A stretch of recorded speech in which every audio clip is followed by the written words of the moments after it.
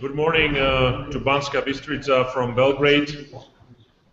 I'm Milan Ježovica from Mesa 10, and we are starting our fall round of debate tournaments between the students of the University of Belgrade and between the students of Matej Bel University in Banska Bystrica. So once again, hello to Banska Bystrica. I'm joined here by my fellow colleagues from Mesa 10, especially Lucia Klapachova, and also the representatives from our partner, Center for the Euro-Atlantic Studies here in Belgrade. I'd like to thank the university coordinators for preparing the students and preparing this tournament. My thanks go to Daniela Škutova in Banska Bystrica and to Filip Ejduš here in Belgrade. I would also like to do a special welcome for the student teams in Banska Bystrica and the student team here in Belgrade. Maybe you could just wave on the screen to greet each other. Wonderful. You know the rules. You prepared for the debates, so we can start. We can start debating right away. But before we do have a lecture which will be read to you. We are trying to have an interactive lecture with a number of questions from the students. So I hope that you will use the opportunity and hit Mr. Peter Bartor, who is the advisor to our permanent representative in NATO in Brussels, and that you will make a good debate even before debating the student team in Belgrade and in Banska Bystrica. With this, I give the floor to Peter Bartor. Peter, please, you have the floor. I don't have the floor, I have the chair as well. So thank you very much, and still good morning. Good morning to Banska Bystrica and to Belgrade students. The second time I've got the opportunity to address you, which is always good to escape Brussels and the perfect weather we can enjoy there, full of rain all the time, and full of sun here in Belgrade almost all the time. Not the case today. For those who could envy us the weather in Banska Bystrica, there's no sun here today, just to let you know. But before I start, I need to make a disclaimer, what Milan did not say, and I always have to say when I go somewhere to talk about NATO. We are a contact point embassy. When I say we, it's the Slovak Republic and the Embassy of Slovakia in Belgrade that serves as a sort of point of contact that disseminates the information on NATO here in Belgrade, and then it also tries to give us some more insights in Brussels in NATO. So, and this is, well, my presence today is not only as a speaker, a host speaker here, but also as part of our campaign to give more information on NATO and Belgrade, and also for students of Slovakia as well. But before I start, maybe, well, when we're talking and thinking about how to make this presentation more interactive, I prepared a short quiz for you, or maybe a couple of questions before I start. But let me. When I was thinking about the presentation, when I imagined myself being on the screen and talking about NATO for almost 1 hour, it would be something that would definitely exhaust you. So we rather decided to give you a short presentation on PowerPoint. So from the time now on, you will not see my face. You will see the presentation, hopefully, if we can cope with the technical aspects of this. So give us a few seconds, and if we succeed, then you can see something else than my face, hopefully. Still my face? Still my face or something else? Something else. Yeah, can you see the presentation on the screen right now? Yes. Okay, great. So let me begin with what I'd like to talk today about.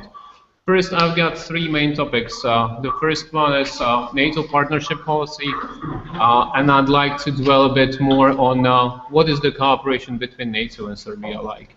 Then I will also try to give you a few more information on what it really means cooperating with NATO. I mean, what do we really do together? It's not only talking and political discussions, but whether we have some projects or activities together, and whether we can deliver something together, or whether we have delivered in fact together. And then I'd like to talk about something that's called capabilities, and only few people can imagine what it may mean.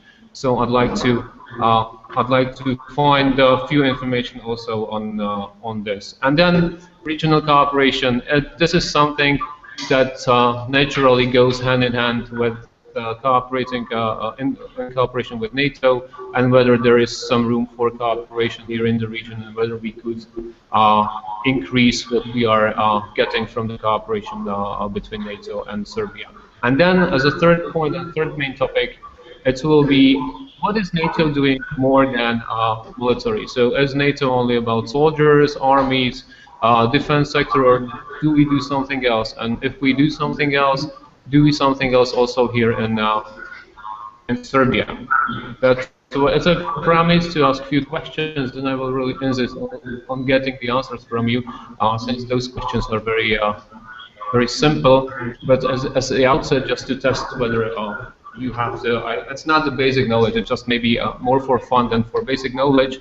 So the first question would be, what the acronym NATO stands for? What does it mean? Just 4 letters. I mean, just the name. Can you decrypt it? Yeah, exactly. The answer here is North Atlantic Treaty Organization. Sometimes what we hear is that it's North Atlantic Terrorist Organization. So this is exactly what we think is not.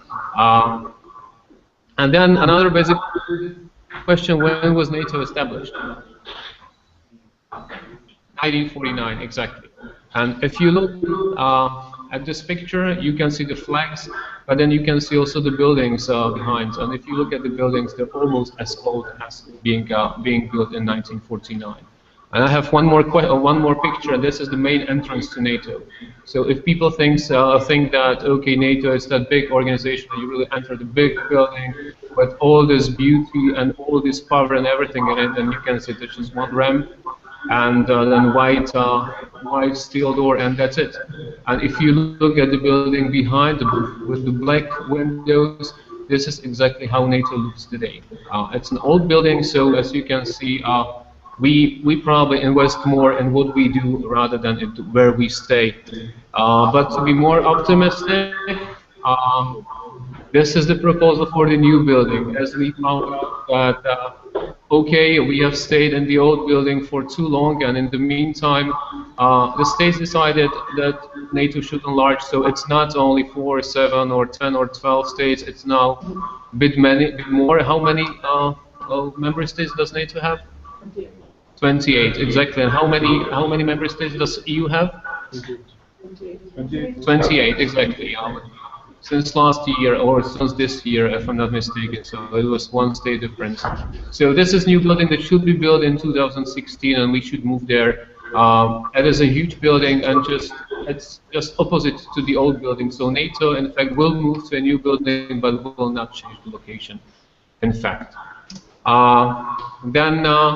this is the main body of NATO, North Atlantic Council. Just to give you a notion how it looks like. There's one round table, and the ambassadors are sitting behind the table, and then you can see first and second row of other chairs where other members of the delegation sit. And this is exactly the room where the business is done all the time. NEC is usually meeting on Wednesdays, sometimes on Tuesdays, but Wednesday is the NEC meeting. So if you want to look up for some decisions that NATO is taking, and you want to check the website, always try to check on Wednesday afternoon parts of the meeting that usually take place in the morning.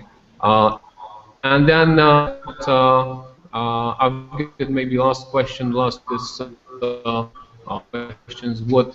What Article 5 means, what it is that NATO is based on. If is attacked, all member states should react and prepare to Yeah, the question here, the answer here is that if one state is attacked, then the others will defend it. So, in simple terms, or how we call it, is the collective defense. One for all and all for one. And then, what is the main principle that NATO is based on? I mean, when we are trying to prove something or when we try to discuss something and take decisions, what is the main principle this decision is based on? Someone else maybe from the audition, because I know that there's 5 people here and know a lot, but maybe someone else. The answer is consensus. It's something that it means that we need 28 positive votes for every decision. If there's just simple one saying I do not, decision is not taken. When looking at this picture, well, this is in fact not the reality. From time to time, it complicates things a lot, but we're not thinking the consensus principle, and there are no activities or no thoughts that we should change this very basic working principle that we have.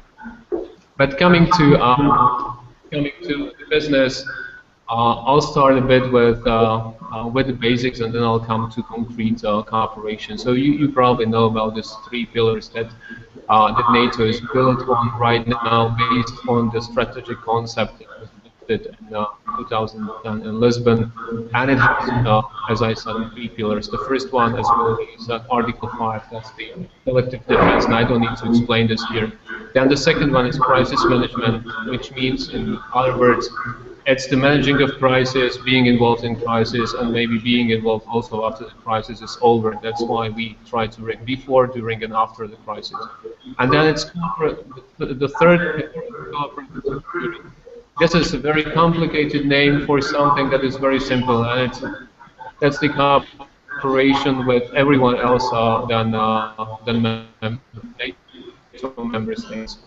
And in fact, I'm coming to another question that I have for you, and then it is about Serbia and NATO. So what do you, when I say partnership with Serbia and NATO, what can you imagine under this term? What it is? What is it? I mean, what could you imagine that NATO and Serbia are doing? What does that mean, partnership? And it's also here. You can just shoot your ideas. What it may mean, or could it mean? Well, Serbia is part of the Partnership for Peace, but it's has proclaimed neutrality, so it's somewhere in between. Serbia and NATO do cooperate, but Serbia is not yet a member state. So the answer here is that partnership means that Serbia is a member of the Partnership for Peace. What else? I mean, do you have any concrete thoughts or ideas what it may mean? Partnership. And, well, in simple terms, partnership is just cooperation, nothing more and nothing else, and nothing else, and less. So, and this is what I found in your security strategy of 2009. You can read it, so I don't need to read it. But NATO, so this cooperation is also anchored in your strategic documents. And there is another evidence of interest in cooperating with Serbia from NATO's point, and that's what Mr. Rasmussen, the Secretary General of NATO, said in 2011.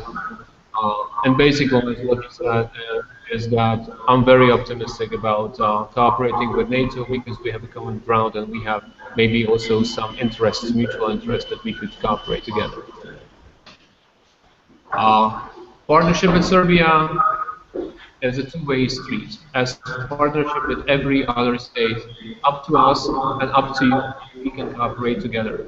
I mean, there's no one from NATO coming to your country and saying, look guys, let's cooperate more, or let's do this, prove this document because we need it, or do these reforms because we'd like to see your reforms to be done. There's not such a thing. If you come and say, look, we are interested to work on our defense reform or on our preparation of our armed forces, okay, let's go for it. If you start in the middle of the process, no one would come to you and say, look, you stopped, please do something. We may remind you that you should maybe, or you may maybe do something else when you decided to do something. But if you decide not to do, there's no one else coming from NATO. There's no one else calling from NATO that please finish the reforms, or please finish the paper and bring it to NATO. So what is the framework for cooperation between Serbia and NATO? First, as you mentioned already, there's the Partnership for Peace, which was officially signed in 2006. And this is just a general framework, which means that Serbia became officially a partner of NATO. It does not mean anything else. It does not mean that it's bound to do more activities or certain activities. It's just a framework. If you decide so, you can do the activities together with us, or you can get some funds from NATO, or you can do you can get some support. What is more concrete, and in case of Serbia, it's really something that you can hold in your hand. And when we talk about substance, we always talk about military cooperation. And this military cooperation is based on what we call the planning and review process. What it means, and unfortunately I forget the paper in my bag over there, but it's just a paper that has something to do with pages, has a textual part, and has then a part where you define concrete goals in defense, what you'd like to do. This document is mutually agreed between NATO and Serbia and outlines the scope of cooperation. It's always signed and concluded for 2 years, and the main cooperation that Serbia is performing right now is within this process. So if you hear partner planning and review process, this is it. This is the military cooperation. It has nothing to do with political statements. It has nothing to do with policy. It is just practical cooperation on the military level. Then we have, and it was established in 2006 as well, Military Liaison Office in Belgrade. The main role of this office is just to bring more information from the military part and support the reforms and support what we are doing together. Nothing else and nothing more. In the recent, I think, 2 years, two local experts were hired. Those are Serbs, and they are mostly dealing with public diplomacy activities. So it's not only about practical military cooperation, but it's also about public diplomacy and trying to bring with the public. And then we have one more document, which is called Individual Partnership Action Plan. I know those are the different names, and I don't want to make you tired with all these documents, but this one is quite important. This is the second step in cooperation between NATO and Serbia. When I was talking about PARP, and this is the military cooperation, very practical one, this is the first document that has also a political part, when you state that you would like to do some reforms, or you would like to do some consultations with NATO also on issues other than military. This document has been drafted this year. It has not been finished yet, and we are in the process of negotiating the text of the document, but we're quite positive because there are only a few outstanding issues that are, I would say, minor issues, and we expect this document to be approved, if not by the end of this year, then in the first quarter of next year. And it would be good to have this document concluded once the will is on both sides, because as you know, we will have summit in 2014, and this would be a good deliverable just to say that, look, NATO is not only cooperating in the military, but also on the political level, which also does not bound you to anything than to maybe more consultations also on your process with the European Union, and maybe to help you with the reforms in order to fulfill the European Union criteria. So this is the basic framework how the cooperation between NATO and Serbia is framed. And then I come to practical cooperation. As I said, the main framework is the planning and review process, and this is really the document that is regulating all the activities. I would like to focus mostly on the activities that were really concrete, that were finished, or are still underway, and bring something really helpful, I would say. you have a training center here. I think it's not very far from Belgrade, and this training center is focused on CBRN, what means chemical, biological, radiological, and nuclear weapons and materials. This center was certified this year to become a partnership for peace center. What it means? It means that this center may be used by all NATO partners, which is like 50 or so, and can be used also by all NATO member states. Which also means that the more people will come to your center, the more investment will come to the center, and the more investment comes to the center, the better capability we can build here in Serbia. And it may become a regional hub for these issues. So you may really profit of it, because once you have new students and new experts coming here, then also the services linked to it may be further developed. And then we have decomposing of surplus ammunition. You have a perfect facility in Kragujevac. Just recently, there was a trust fund, and by the way, this is not a picture taken in Kragujevac. It's just this picture is called "I Got Fired Today,"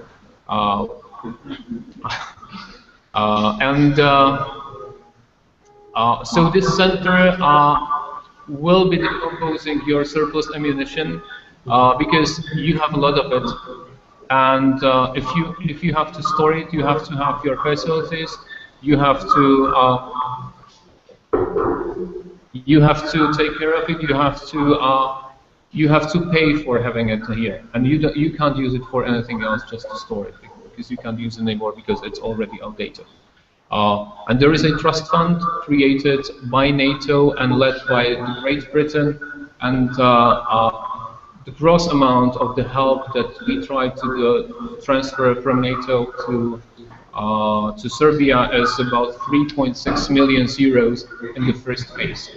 So NATO will give you 3.6 million euros just to try to get rid of this, and then we'll see. And I'm quite sure that we'll get more money just to get rid of the rest as well. So this is one of the examples of the practical cooperation we have here. We used to have a very good another project that was aimed at destroying landmines, and it was more than 2,000 tons. So and it was also around 4 million invested here in Serbia. And then we have, and this is quite interesting project. It was a project aimed at reintegration of the former members of the armed forces into civil lives. The amount of euros invested in this project was almost 10 million euros in over 6 years or 5 years, and it was completed in 2011. So those are the concrete projects that have been organized, but it's not only that. Then you and maybe our colleagues from other non-governmental organizations know that in NATO we have public diplomacy division, and it has its own funds, and they fund activities in non-governmental sector and also universities. When you submit a project that has something to do with NATO or has something to do with activities that are aimed at furthering some of the NATO policies, then you can get some money, and a lot of money has been invested in this also in Serbia. Building Integrity Initiative. This is one of the initiatives that when you read the name, you really probably can't imagine anything. I was not able to imagine anything when I first read it.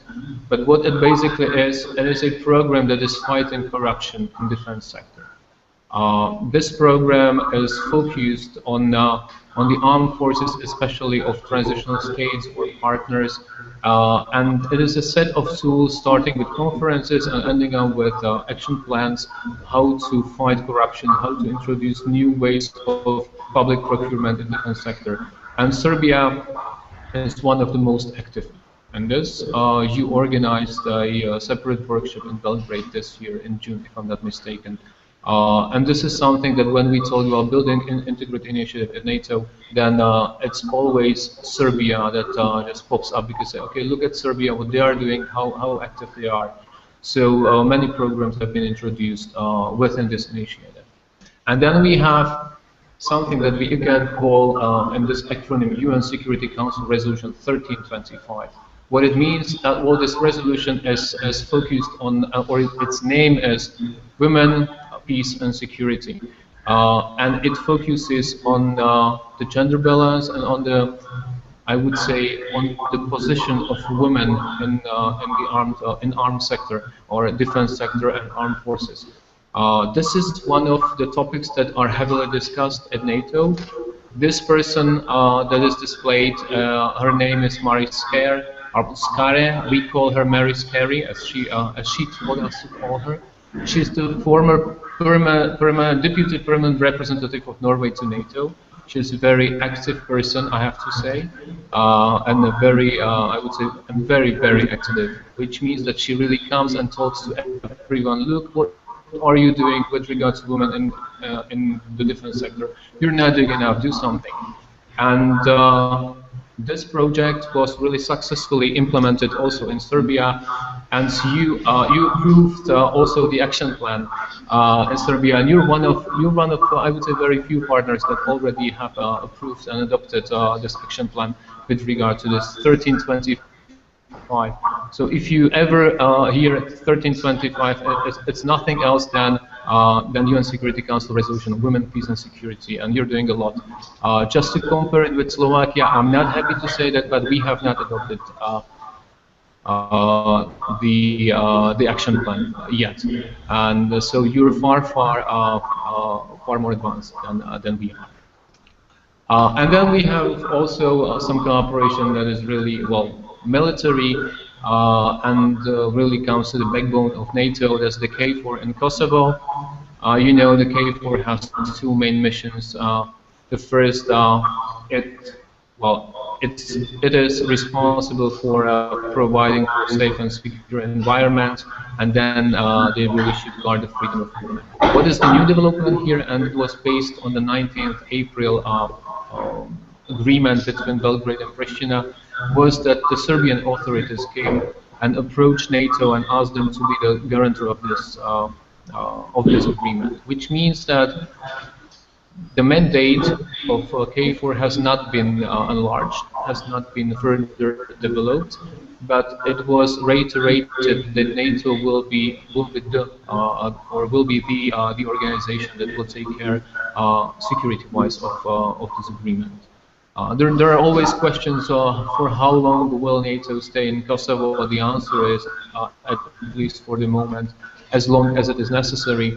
There are few elements that are always need to be taken into account. And those are the implementation of this agreement between Belgrade and Pristina, and then the security environment in Kosovo, and also one of the crucial parts of this will also be the implementation of the results of these elections that are now filling the front pages of newspapers today. But to answer this question for how long will we stay here, I mean, there is no real question or no exact question for the timing. It may be 2 years, 3 years, 5 years, 10 years, or 20 years. No one can give a better answer to that than this. And this is something that KFOR is from time to time doing. It's not only taking care of the security, but approaching the people there, which is also good. Capabilities. And this is my question, probably the most complicated, at least for me, because when I pose the question to myself, what does the word capability mean for me when talking about military? It took me some time to find an answer that I would understand. So this is the question. This is my question for you. What does capability mean in the military terms? And maybe, I don't know, just try to give me your ideas, your hints, what it may be, what it encompasses.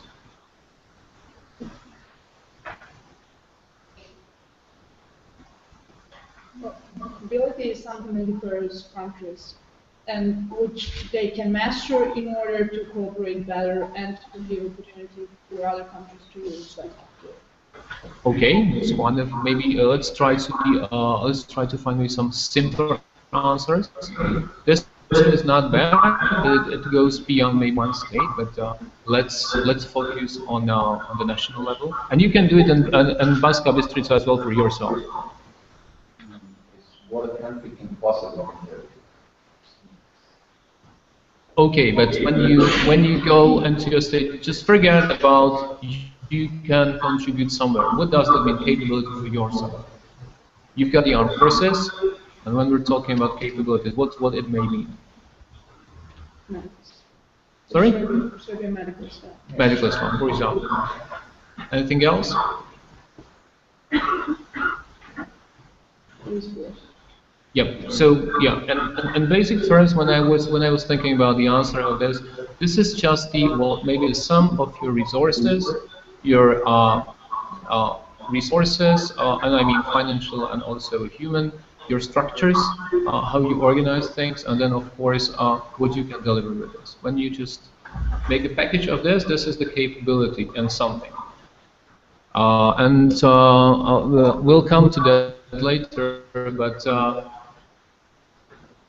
in fact, this is everything armed forces. You can exactly as you said, the units. This is one of the capabilities you possess. Police force, armed force. I mean, land forces, air force. Those are the capabilities. Or a strategic airlift. This is something. That is in fact capability. Whether you're capable of delivering something. So if you look at the question from this point of view, that what can you deliver? I can deliver transport. Okay, you've got the transport capability. I can deliver. I'm providing for a safe and secure environment. Okay, you've got this capability. How is it created? And I'll come to this. I will dwell a bit on how this is created in NATO, and then we can use the analogy for Serbia as well. Usually, when you want to have some capabilities, you first need to know what you want to deliver on. What are your interests? What is really needed to be done? And in NATO, we call it level of ambition. The level of ambition may be like NATO should be able and willing to conduct 2 big operations on Article 5 and maybe not 4 smaller scale operations, and all of these operations at the same time. So if we define that this is the main level of ambition for Serbia, then we can say, okay, we can go to the other level, and say, what do we need it for? I mean, what forces do we need to fulfill this level of ambition? So we try to identify what are the requirements to meet this level of ambition. Once we have identified what the requirements are, we'll look at different capabilities we already have in hand. We'll look at the different states, what they are really good at, and then once we have identified this, we just may assign concrete goals to each and every member state. Once this is done, then we come to implementation, and once the implementation is finished, then we can just come and review the process. Whether it really fits our ambition, and then we just test whether the system we have created and the capability we have gathered really do match the level of ambition, and whether we can deliver on the level of ambition. If this does not match, then we have to go through the process again and try to find where we have made mistakes. And this is quite analogy for also for the Serbia and Serbian armed forces. You have your national security strategy, you have your constitution first, and you have the strategic documents. And you clearly identify your goals, your risks, the challenges and threats. And once this is identified, then you can start thinking of what you can deliver and what you need to develop. And then it comes to a question whether you can keep all capabilities, because then when you look at the strategic documents and the level of ambition, you say, okay, we think that the probability of armed conflict in the region is quite low, but it is not totally impossible.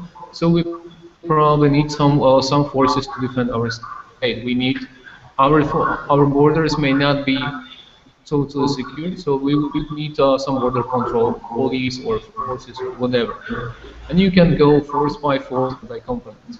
Then you end up with a full set of capabilities, and then you start thinking, okay, if I need to pay for it, and if I need to maintain it, then I have to find resources for it. And then you will find out, okay, if I need to buy 2 new aircraft, then I will probably not have enough money for 2 new tanks. So you may end up like this, that you will have perfect weapons, or you would have to invest in everything, but you will not have enough money to invest properly. And then there's another question whether it will work. And this is like Harry Potter picture, and his Nimbus 2000, or I don't know what the name was for the device he was flying on. It was quite effective, but he has a lot of magic, and he could fight with the magic. But if you send these guys to fight the real aircraft well, fighting aircraft, then it might end up a bit well. I don't want to go. So there's this question. Can we afford all capabilities? If yes, then you're probably one of the happiest nations in Europe, because you're probably the only one that could afford everything, because many NATO nations can't afford to keep all the capabilities. And this is one of the reasons why NATO decided to find ways how to cope with this. One of it is smart defense, which is like cooperating with each other and trying to find what you're good at. And if you find some capabilities you're really not able to acquire, then you look for your partners and allies and try to cooperate. And when I talk about looking at your own capabilities and trying to identify your strengths, then in the case of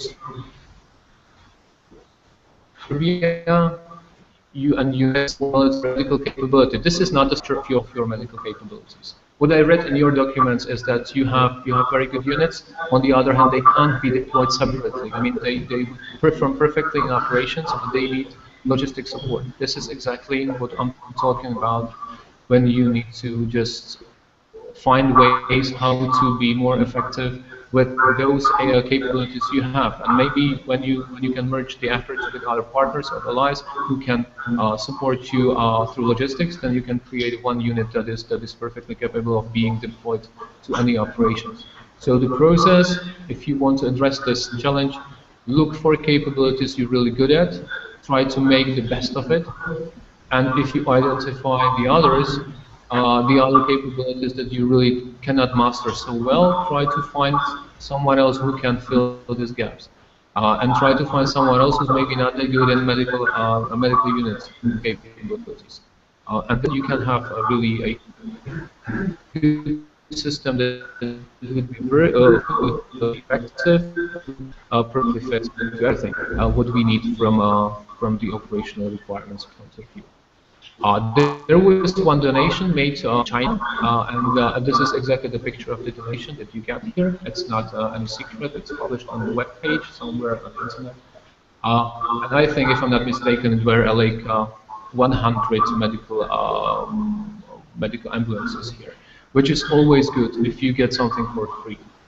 Because then you can, well, I mean, one friend of mine who is a US pilot told me that the best banana you can get is banana that you can get for free. This is exactly maybe the banana you can get for free. But also, my other US colleagues always say that there's nothing like free lunch in this world. So you always have to give something for. If you get something for free, you probably need to get something else, and it would not be for free. Even if this was for free, and that's perfect because you can perfectly use it in your armed forces. Look in your region whether also other states have this capability, because when you want to cooperate somewhere, you send ambulances that maybe are given by China, and then they have another ambulances given by, I don't know, Taiwan, and you just find out that if you transfer the person from one ambulance to the other, you just can't train the people.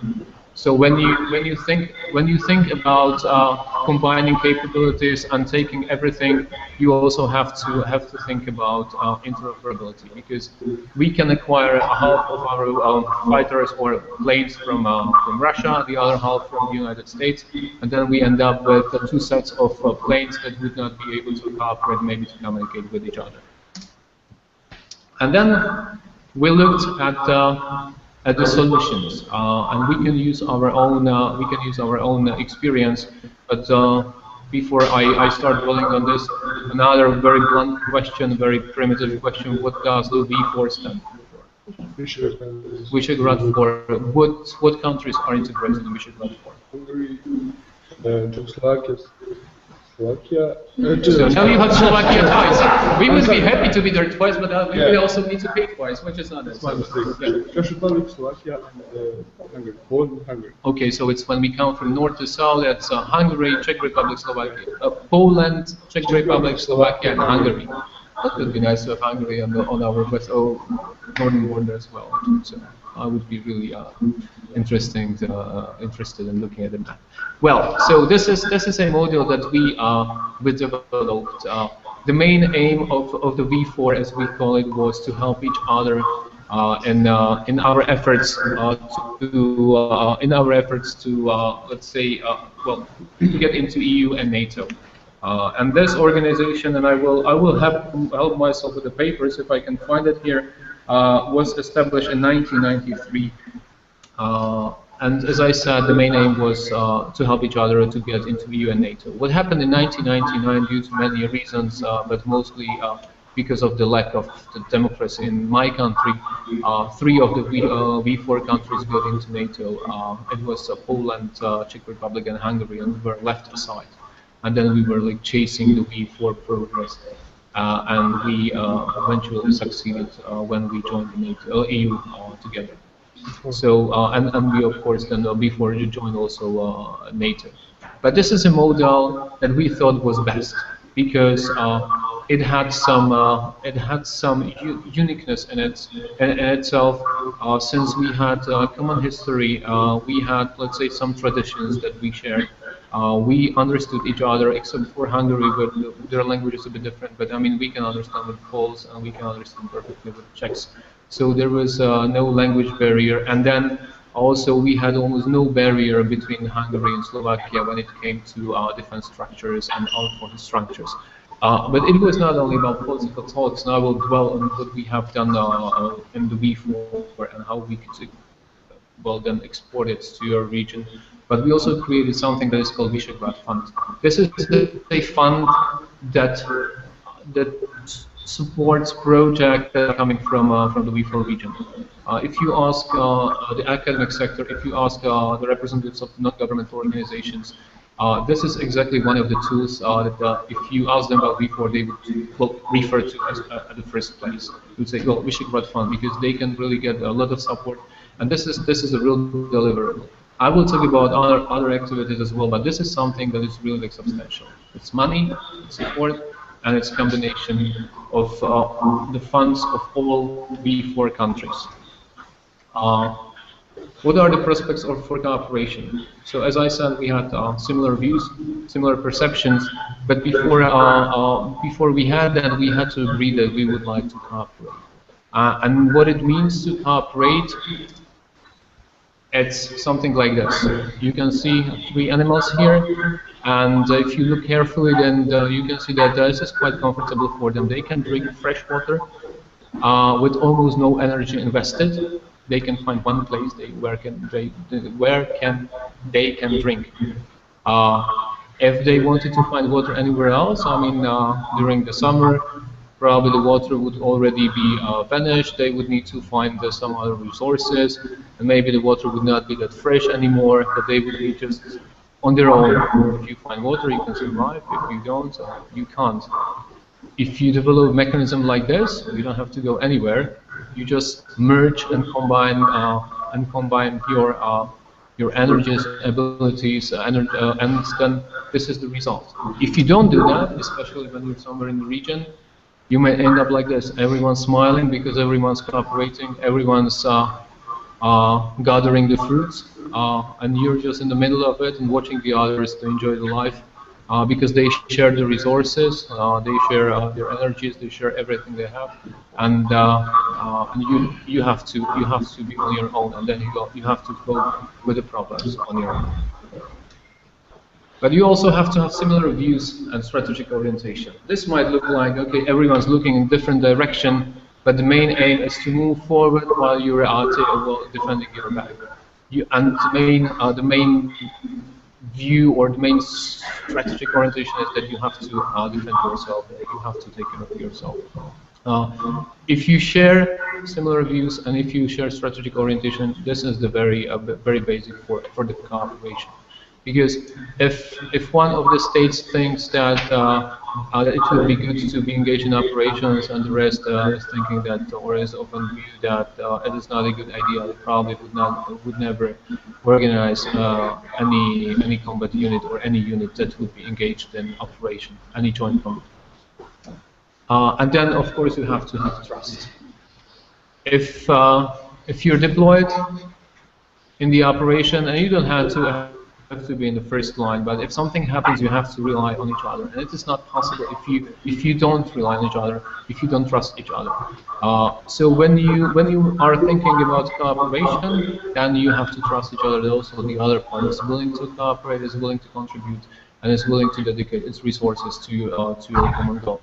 If there is not trust, you can be perfectly organized, you can have perfectly interoperable forces, you can have perfect common history, but without trust there would be no cooperation. And then you have to have solidarity, of course, which means that if I contribute in one program more than you do, and you contribute in the other program less than I do, then there is the disbalance in the contribution, and then the cooperation is not real, and then there will be a time, or there comes a time when one of the parties will say, okay, look, I'm really doing a lot, and you're not doing almost anything, and I'm not gonna just do a favor to you, and I'm not gonna take your share as well. So there must be sort of solidarity. I don't speak about contributing 50% of everything. But I'm speaking about contributing as much as possible just to make things things working. And then it comes to this technical thing, and it means that if you have the will, if you have the history and everything, you have to also have the forces, and you have to have the resources that are compatible. And this is the case when I was talking about the ambulances. When your equipment can't cooperate with each other, can't communicate, or can't complement each other, then the cooperation will be very difficult. Now I'm coming to the concrete results of our V4 cooperation. There are not many. I have to be frank in terms of concrete projects we could put on table. But what is very important when I talk about the regional cooperation of the V4 countries is that there is a political will. When I said that it was aimed at strengthening our abilities and capabilities to join the NATO and EU, that was the first goal. We got into NATO, we got into the EU, and now we are facing a new challenge, whether we can make the best of the region, of our capabilities, and how to contribute. When I talk about NATO, that would be perfect to have one capability jointly developed and just contributed to NATO. Because then the other states look at us not as Slovakia, Poland, Hungary, and V4, but they look at us as a V4, as a region that is willing and able to cooperate, and this is the added value. And we tried to do some projects. We had our battle group for the European Union that was composed of Czech Republic, Poland, Slovakia. Hungary was not there. We had a common unit deployed to the mission, UN mission in Cyprus, together with Hungarian soldiers. We had a joint brigade, Slovak, Czech, and Polish, that was established in Slovakia, and then after some time was dissolved and was not in fact deployed. But the main thing was that we were able and willing to find political will and then to translate it into concrete actions. And when I look just at the differences in the region, because it may look like, okay, the V4 countries are like very compact region and it's easy to cooperate. Look, well, geographically speaking, Poland is the largest country. Czech Republic and Slovakia are quite similar. Hungary a bit bigger. When you look at the figures, how many soldiers we have deployed in the operations, Poland has something like 5,000. Czech Republic has something like 1,500. Hungary has 1,000. We have only 500. When you look at defense spendings, Poland has 1.9% dedicated for of its GDP to defense. We and the Hungary have something around 1%. And Czech Republic just a bit more than 1%. And then we have also national sensitivities. You know about our issues between Slovakia and Hungary. There are other issues between Czech Republic and Poland with regards to territory and coming back to the Second World War. You have also issues between Hungary.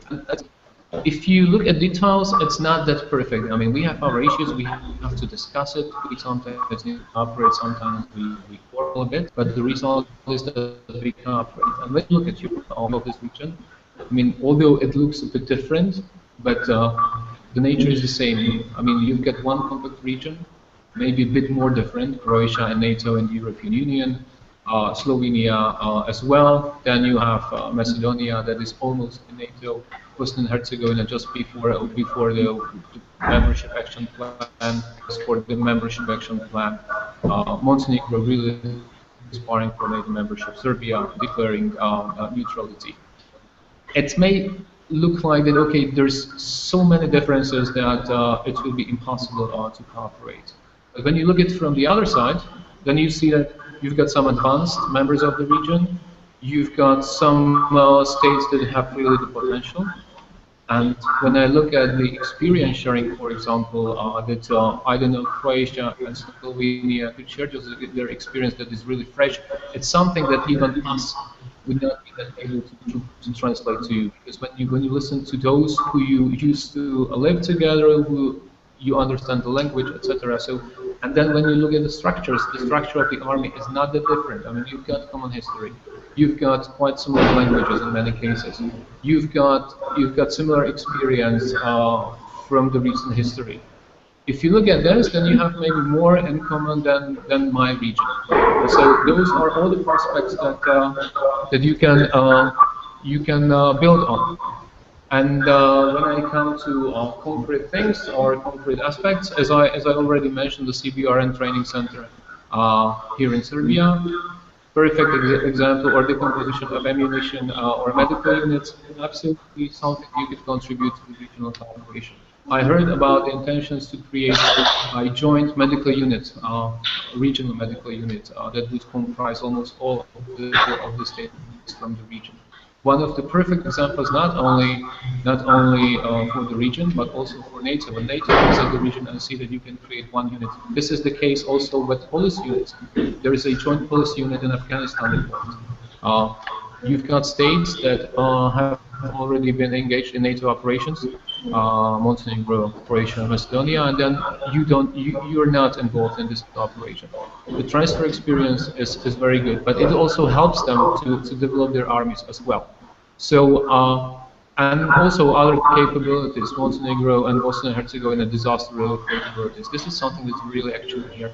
And if you just identify who's good at what, and then when you try to merge this, then the outcome would be that you would really possess many capabilities that even the NATO allies are fighting with when we need to acquire it. So, so those are the prospects for maybe future cooperation and opportunities. Joint training centers. This is something that is already working here. Joint police units or medical units, big projects. That is one big project, and it's really big, even from the NATO's perspective. It's a Balkan regional approach to air defense. This is the main aim of this project is to have jointly acquired radars that would cover the whole airspace about the Western Balkans. This is something very unique, and NATO is really looking at this capability and is trying to follow it, because once and maybe eventually if the whole region joins NATO, this will be a real added value, or not only for your region but also for NATO as well. But then you have also this soft skills, if I may call them like this, and this is your experience and sharing of the experience, what we are doing and what we have been doing in the recent years, just to share what we have learned from our accession process to EU and NATO. Once you have finished the reforms and when you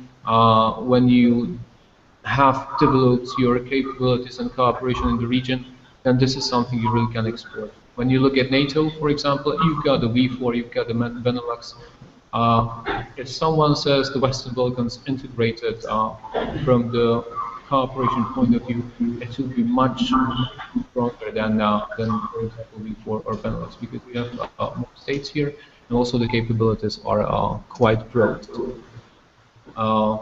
And this was the cooperation, and this is something that if we speak about some potential of this region, if we speak about what added value you can bring to NATO, this is exactly your probably most powerful tool. And I don't think there is any there are any limits in the cooperation. You have many initiatives here. I don't want to maybe go through them, but you might give me some examples of regional cooperation from your region before I go to my last topic. Just name a few if you know about some. What are the regional projects maybe, or what are the activities you do with someone else?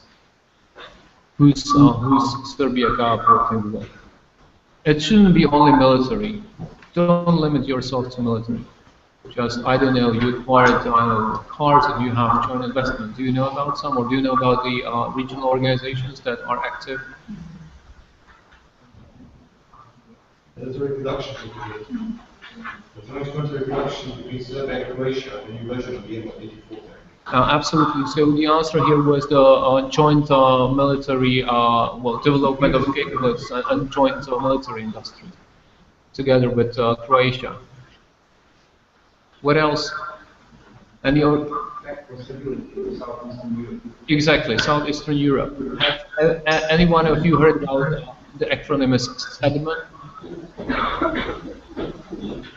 At Southeast Europe Defense Ministerial. It's something that the ministers of defense meet regularly. You've got also, and I've got a list of those, and some you remember and some you're not, but Forum for Western Balkans Defense Cooperation, for example, Center for Security Cooperation, or Southeastern and Eastern Europe Clearinghouse for the Control of Small Arms and Light Weapons. And you have many more. I mean, I just went through the list, and there are quite a few.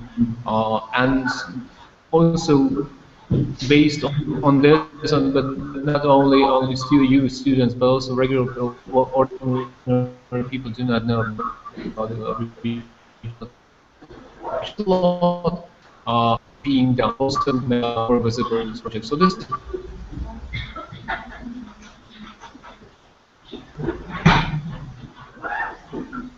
Deserves some attention.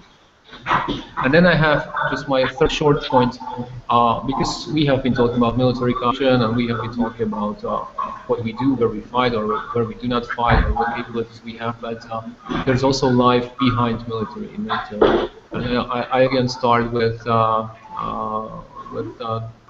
question, what NATO is doing other than military activities, maybe in cooperation with one country, but do not limit yourself to this.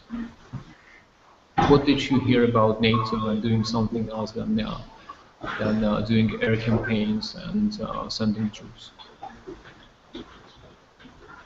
You've got the hint on the screen already, but it's not an exhaustive list.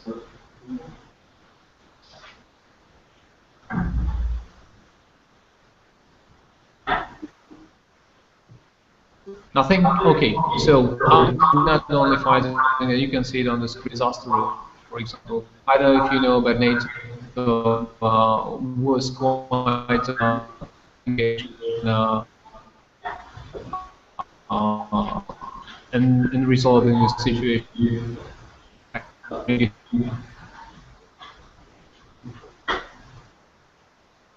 While trying to manage the consequences of the flood. It's not only that, and I already said something about the NGO sector and the cooperation between NATO and non-governmental sector. We have the funds for public diplomacy, and that are really quite actively used. Then we have something what we call Science for Peace and Security projects. Those are projects that really have something like 12 million euros per year allocated. The main aim of this project is to foster cooperation between NATO members and partners on different projects. This project should be aimed at fostering scientific cooperation. And we have projects like how to manage the consequences of floods, how to develop new capabilities, for example, bulletproof mirror, bulletproof windows, etc. So there are many projects, and also with the money that are reserved for these projects, maybe like 500,000 euros per one project. Those are not only for research organization, but also for academics as well. So this is something that, and many projects have been organized, have been also dedicated to Serbia, for example, the CBRN capabilities or integration, as I said. And then we have, as I said, well, this is one of the examples. Disaster relief assistance. This was an exercise, I think, in 2007 in Croatia. So also the NATO troops are cooperating with your nations and trying to be prepared for what might be the consequences of disaster situations. This is what I already talked about. This is the trust fund that was aimed at reintegration of the former members of the armed forces into civil lives.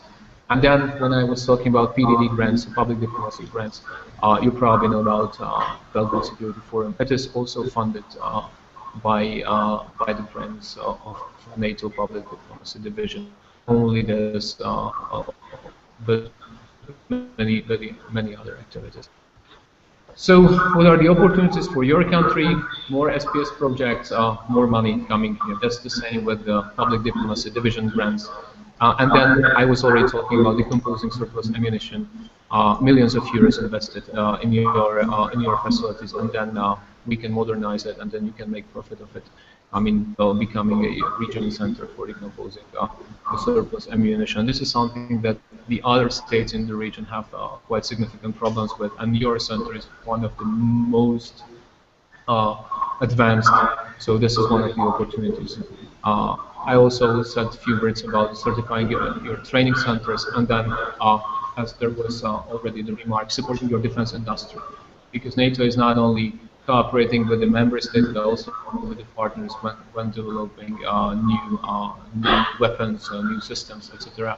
And I know that Serbia, for example, is very good in ammunition production, and many others. So this is something that could be really further developed and enhanced. And by this, finally, I got to questions. I don't know whether we have time for questions, so I will just give you one info on this picture because it might not be that visible. And the Brigade NATO is not only sitting in the neck room that I showed in the beginning, but this is one of the visits of the North Atlantic Council to Norway in this time. And you can see that the real leader also means being a real leader means that you have to sit in front. And this would go that if you look at the person that is on your left side, that's the Secretary General of NATO. And the only probably smiling person is the person behind him, who's the permanent representative of Norway to NATO, who was probably best prepared. And if you take into account that the picture was taken in a way that they prepared the people that they would be photographed, so this is something like smile they try to perform. So with this, thank you very much for this, I don't know, 59 minutes and 30 seconds, so I really made it up to 1 hour. Thank you for surviving it, and if you have any more questions, I would be happy and willing to answer. If not, then you can just address the questions during the debate. And with this, if I succeed just to switch to another display mode that it would be visible and we could show Milan back, then you will get rid of me and my face from the screen. But it will take time. So now we can see, and by this, I'll transfer the floor. Thank you very much again.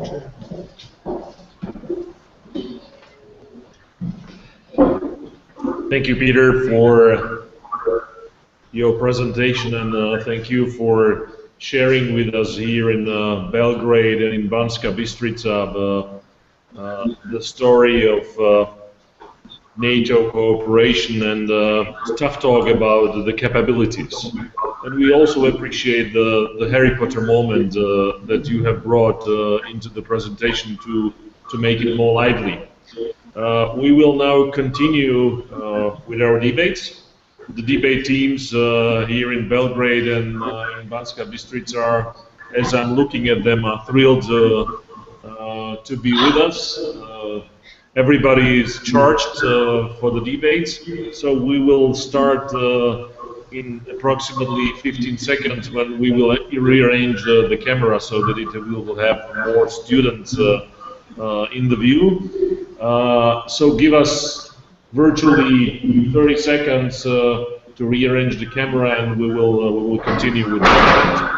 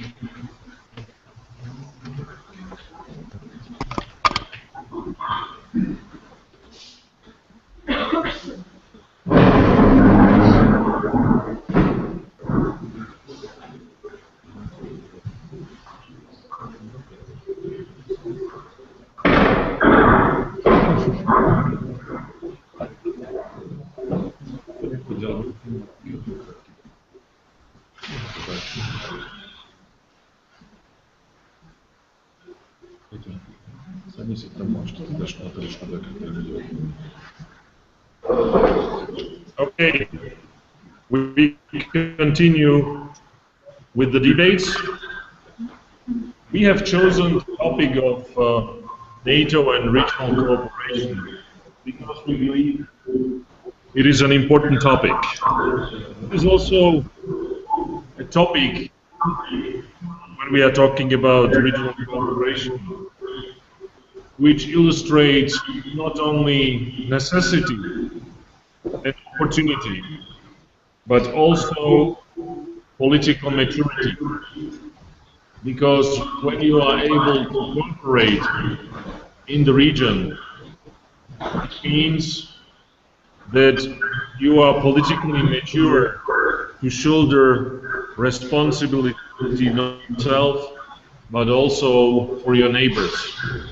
So with this, I'd like to shoot the first question, which will be first answered by the team in Belgrade and then by the team in Banska Bystrica.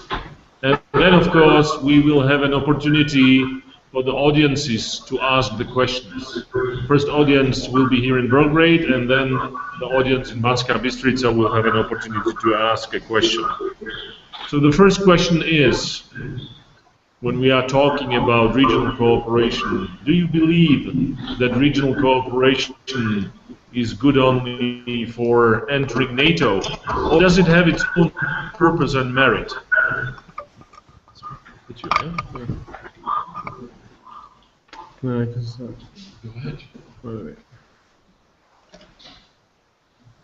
Well, when we are speaking about regional cooperation, certainly it's very good for NATO and in purpose for entering NATO alliance, but it also has its own purpose and merit. And best example for that for those are before group or Visegrad countries, as we heard about just a few minutes ago. Those countries are Poland, Czech Republic, Slovakia, and Hungary. There are various fields in which those countries show that regional cooperation is actually very useful for them. First of all those countries have common cultural and intellectual values, they are part of the same civilization, and by cooperation they are trying to preserve, strengthen, and evolve those parts of their society. Historically, all of these countries were communist countries, and they all went through the process of transition. Very important part of their transition was the fact that all of them had huge common goal, which were European Union integrations and not NATO integrations. Problems with communist heritage and past were successfully solved throughout dialogue and cooperation. They all of these countries are members of the European Union, and they are members of European Union from 1st of May 2004, and also they are members of NATO alliance. Their economic growth is significant, and their GDP is growing. From the middle of till 2007, 2008, there are some indications that GDP is starting to grow again. Also, the foreign investments are coming to the country, to all of those countries, and making their economies more stable and better in competition with other countries. Also, living standard of their citizens is vastly improved. They have by uniting their foreign policies to some degree, they have managed to become more significant stakeholder in matters such as security, and their voice is much better heard in organizations such as EU and NATO. Because all of reasons, I think that regional cooperation is a great way for small and medium-sized countries to improve their stance in global image of power, and for Western Balkan states, it's good methodology in which they can achieve their common goals. Thank you. Thank you very much. You were almost within the time limits of 2 minutes. I would just like to appeal to both teams. I understand that you want to be perfect in answering the question, but this is not a debate about perfection. This is a debate about skills. So please use your notes, but do not read from them, because otherwise it's not going to be a debate, it's going to be a conference. We are not aiming to have a conference. So Banska Bystrica, 2 minutes to answer your question. Hello, can you hear me? Yes, we can hear you, yes.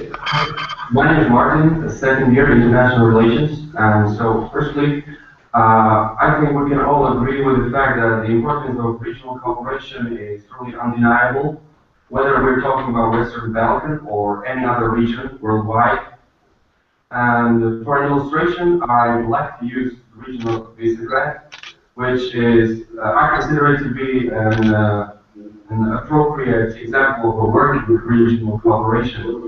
The four countries managed to create a suitable base for further development, social, economical, political, and they also managed to create a secure region. What's important to mention, they managed to put aside the historical tension between, for example, Hungary and Slovakia, or Czech Republic and Poland, and they started to look forward to the future, because that is what's important. They started to act as partners. In the means of that, regional cooperation is of maximal importance when it comes to the region of Western Balkan. Because I must say that its destiny basically lies in preserving stability. The peace and stability might enable the free circulation of goods, people, or services. It might enable you to fight against basic issues like inflation, unemployment, corruption, or terrorism. The regional cooperation is, in my opinion, the key feature of any further development. Creating the imaginary institutional roof over the whole Western Balkan, as well as fighting radical nationalism and fighting the intolerance, is the only possible way, in my opinion, how to change things in the current situation and how to step forward. To summarize my point of view, I'd like to use the theoretical school of transitionism that it's talking about the post-communist Western Balkan, and it says that the conflict is caused by underdevelopment of social and political structures of the nation, and that the conflict is not a natural feature of Western Balkan. And in addition, the periodical recurrence of conflict and war in history disabled any development. Thus, being underdeveloped and not being able to develop anymore gets us into a never-ending cycle that can only be ended by an effective regional cooperation, by suppressing ego and acting responsibly. Thank you.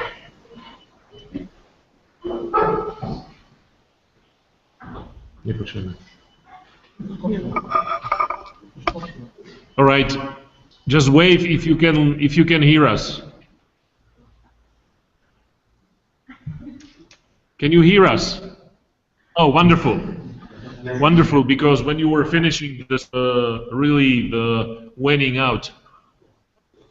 Thank you very much for your responses, and now we have opportunity for the audiences to ask questions.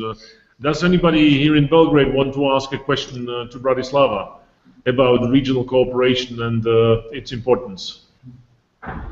Well, it's not the way. So Banska Bystrica, you have 0-1 lead.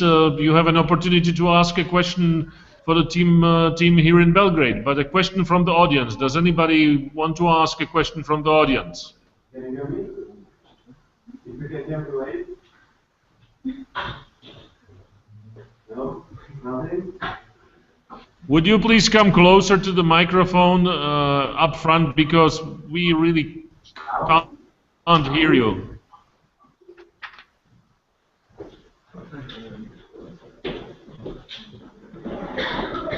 So my name is Banska Bystrica, International Relations. My question is, what would persuade the citizens, the people of Serbia, to vote in favor of joining NATO? What kind of PR, public relations campaign, would have to be launched? Or the question is, what would persuade them, the people? Thank you. Did anybody understand? Yeah, what should be the campaign or the public campaign? What PR should be to bring? Okay. Would be the argument for Serbia to get? How to promote NATO? Yeah. So what do you think would be good? How you could just persuade your public that NATO would be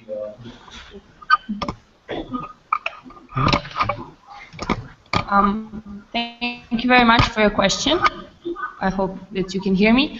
Well, in my opinion, as we heard before in the lecture, NATO is doing a great deal of help towards the whole region and to Serbia specifically. So I believe that PR, of course, as a resource, and commercials and trainings and lectures, all of that can help. But I think that we should focus through all of them on precisely the help that we are getting, so the public can become wary of that and knowledgeable, and to have them start communicating with the government and NATO representatives here, so they can have a greater idea of what NATO really is and what benefits it could bring to Serbia.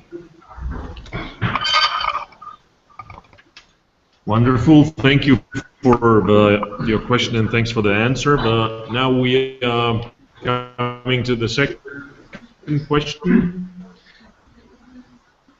We have heard in the presentation that all Visegrad countries are members of the North Atlantic Alliance. Do you think that all the countries of the Western Balkans will eventually join the alliance? Now the floor goes to Banska Bystrica, which will be answering the question first, and then Belgrade will continue. So, can you hear me, Serbia? We cannot hear you. Hello, hello. Can you hear me? Yeah, now it's okay. Okay, so Dobar dan, Belgrade. My name is Matej. I'm a student here in Banska Bystrica, second year International Relations.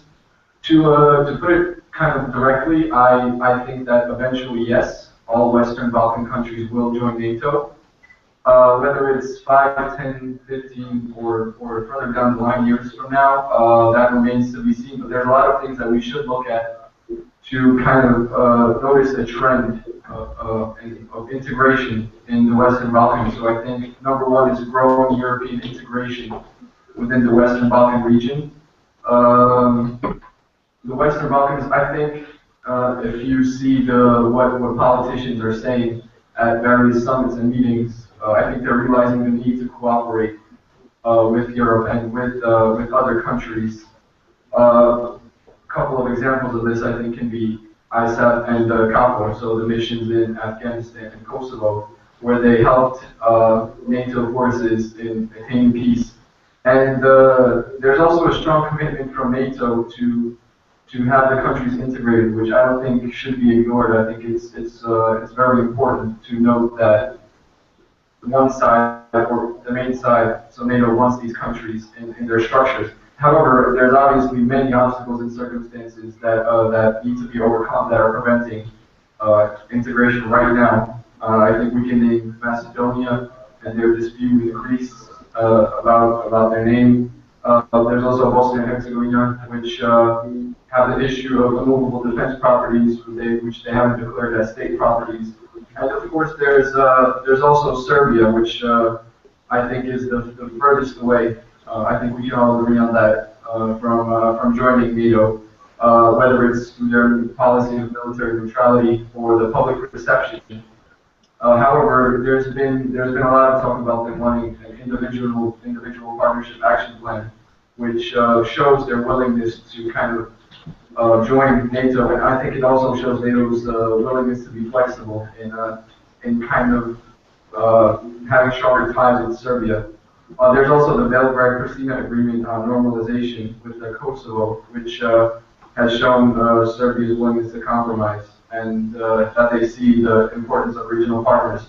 However, I think that public perception needs to change in Serbia, and that's going to take some time, if not generations. And until that is attained, then I don't think we could talk about Serbia joining NATO. Thank you. Thank you very much. Now, Serbian team has the floor. Well, thank you. I think the real question is, will Serbia join the alliance and not all the Western Balkan countries? If we look at the context, former Yugoslav Republic of Macedonia is going to a full membership partner.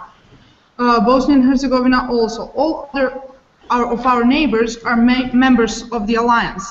But I wouldn't say that all the countries will join. If this is not necessarily. If we look at a context, Serbia has a resolution of National Assembly on neutrality, and if it doesn't change that, Serbia will not reconsider joining the full members to become a full member state.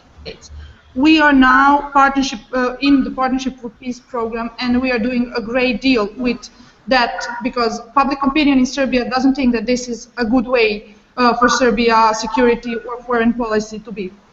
If we also look in the possibility of a conflict and necessity for reinforcing this alliance program, because we think that conflict in Western Balkan is really low, and also we are our neighborhood countries are all members of the alliance.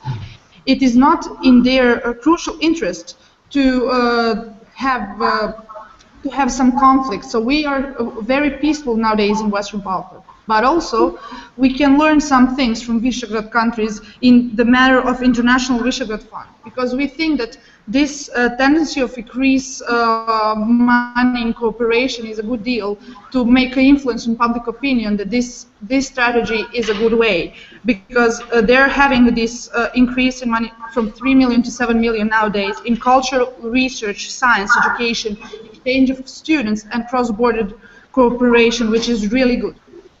So I think that it's good to deal with those kind of issues and to give a public campaign about it, but certainly not in some near future. No, all members of Western Balkan will join the alliance. Thank you. Thank you very much. Now the audience in Banska Bystrica has an opportunity to ask a question, a follow-up question. Anybody from Banska Bystrica from the audience would like to ask a question?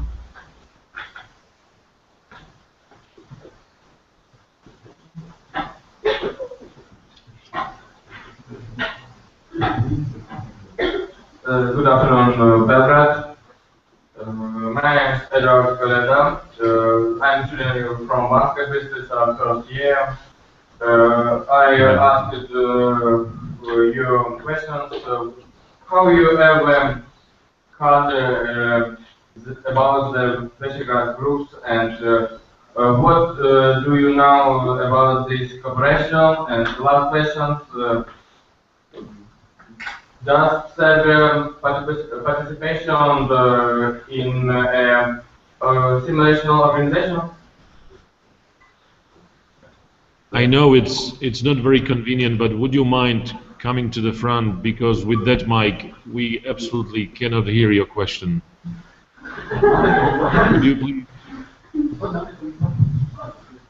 Could you come to the front microphone? Could you come to the front? No. Please. Yeah, thank you. Good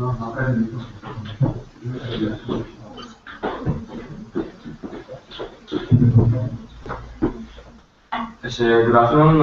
May I ask your questions? How you ever heard about the Belgrade groups, and what do you know about this cooperation? And the last question, does Serbia participation in a simulation organization?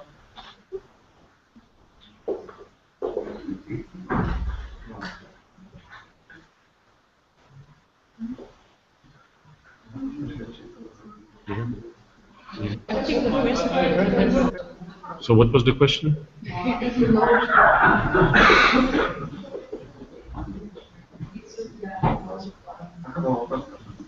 Okay. Can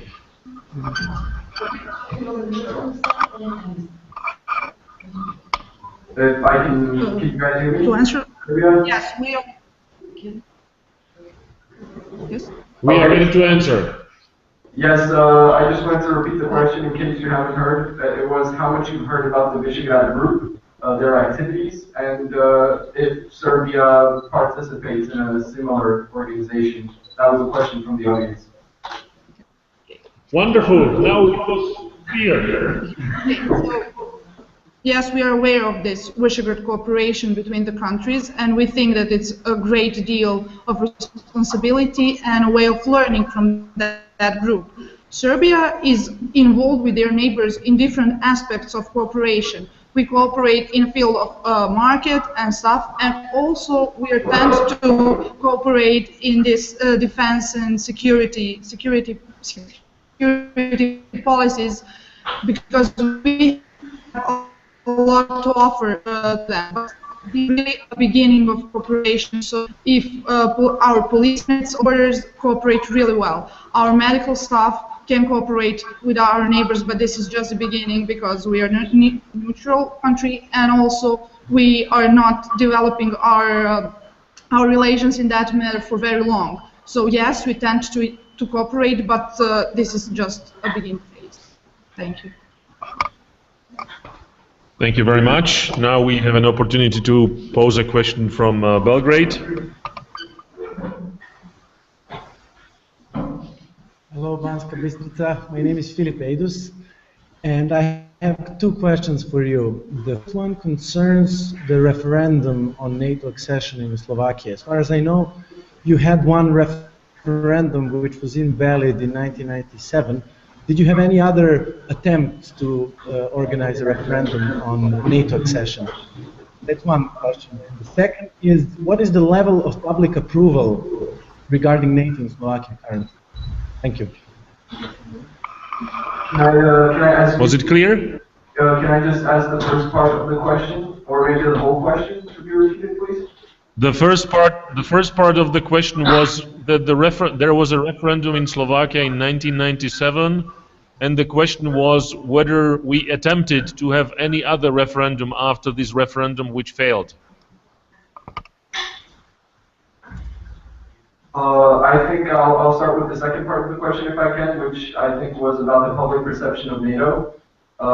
There's been a lot of talk about the budgetary spendings and how much we're spending on military. It's been a topic of hot debate, but overall, I think that Slovakia is quite happy to be in NATO for no other reason than just to have this feeling as a small country to kind of have stronger allies in the military. As far as the referendum goes, I don't believe there's been any secondary attempts at changing those opinions. Thank you.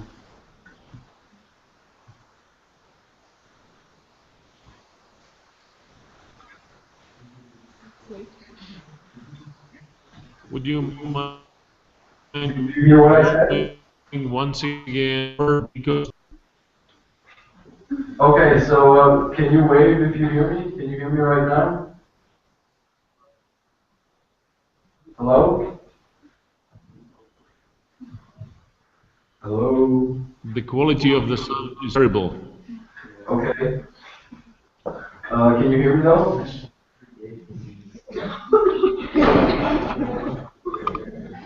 Okay. Now it was much better. Can you hear me with this one? Go ahead.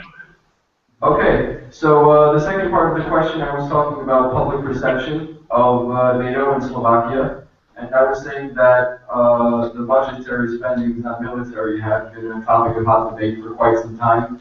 It's kind of fun because there's two different sides. Some are saying we're spending too little, some are saying we're spending too much. But overall, I think Slovakia is quite happy to be part of NATO, if for no other reason than just the fact that we're a small country and having this feeling of stronger in regards to military allies is kind of feels safe, I would say. And as far as the referendum, I don't believe that there's been any secondary attempts at changing the outcome of that. So thank you. Can you just add some question?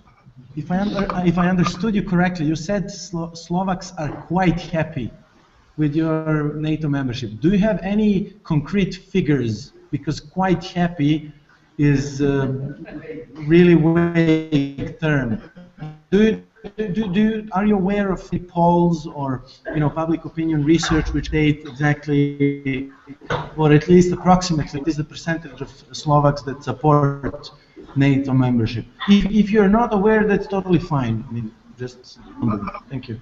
A very good question, because as you could see, we are quite curious here in Belgrade. Hello, can you hear me? Hello. Please use that microphone in the center, because that was the best one.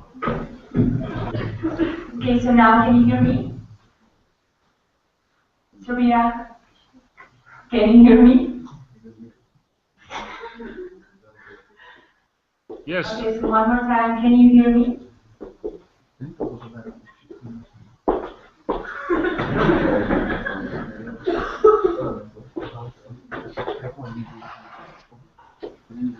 Can you hear me? Serbia, can you hear me? Yes. No. Hey.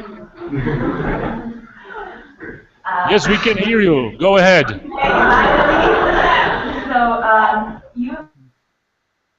Okay, so I'll give you evidence from real life. The defense expenditures of Slovakia in 2000 were around 1.7%. 8 years after joining the NATO in 2012, the defense expenditures were 1.1. It means that we could invest the money that we saved, for example, on education, health system, and so on. So this is the evidence from real life that we saved some money that we could invest somewhere else. Thank you very much.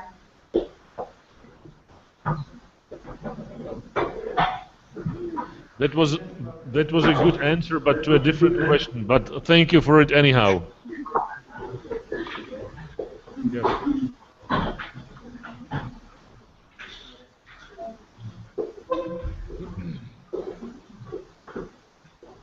afternoon, good morning, actually.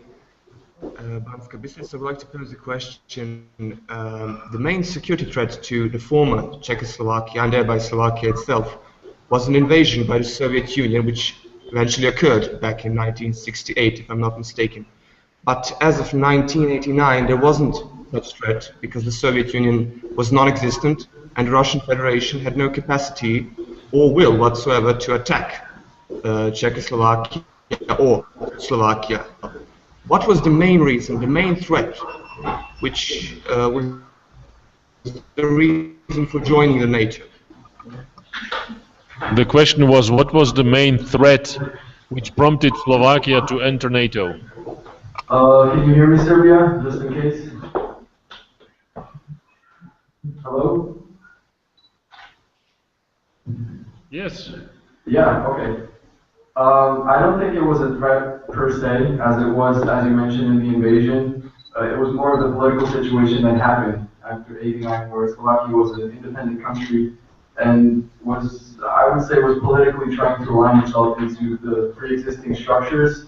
And I think it was mainly trying to kind of escape the stigma of being considered an Eastern country, if I can say it like that, and joining NATO and then European Union and other structures, I think were kind of the way to fix that. So I don't think it was a threat. I think it was just more of thinking into the future and trying to integrate like that. Thank you.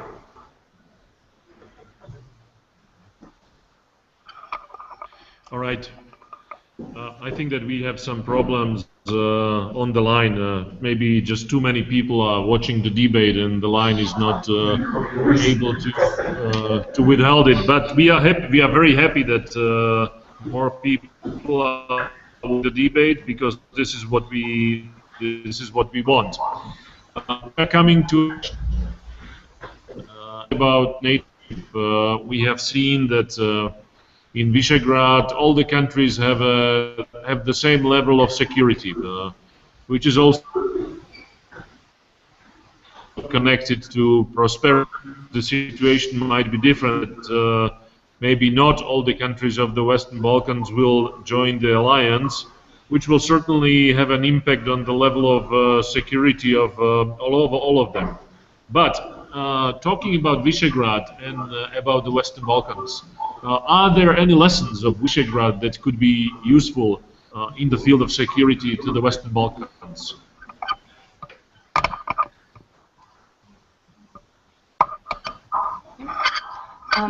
Thank you.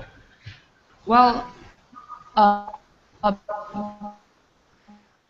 the mere idea of the before. So beginning with that, we could learn a lot about mutual understanding, overcoming the past grievances that we all share here based on our similar history. So we also, as a country of Serbia, has similar history as the V4 countries. So based on the example following what V4 countries did to their reform of the security system, Serbia definitely has a lot to learn. So I would just like to emphasize what problems we had with defense history. So we had an international market that was closed due to sanctions. We had disintegration of the whole country. So the security sector reform was much needed. Following the examples of, let's say, Slovakia, who from 1988 to 1992 cut down 90% of their products and followed other reforms to their entire sector security system, we could also see how the process of was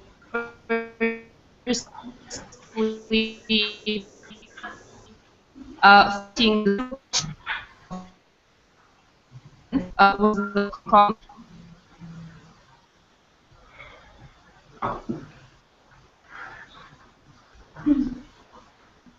for example, excluded the largest defense industry companies from privatization, bought their shares, for example, and then after some time, most of their shares were again sold. And through that process, we see how we can learn how to fight the problem of civilian production and of bad coordination of the, let's say, armament companies. And so that process could approximately last 6 to 8 years. And we can see that on those examples, we can also learn, like Slovakia and VA4 countries are already helping us see how the process is going by launching initiatives aimed at sectoral cooperation and coordination, based such as border surveillance, for example, migration, public administration, etc. So, following having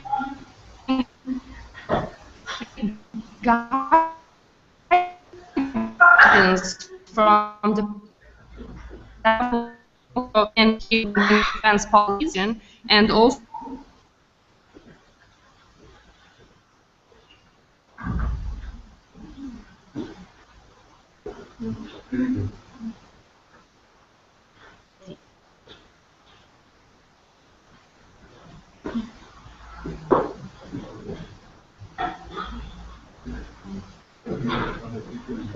Belgrade, your picture is frozen, and we can hear you. So, can you hear us? Yes. We didn't hear the last maybe 20 seconds. I hear you.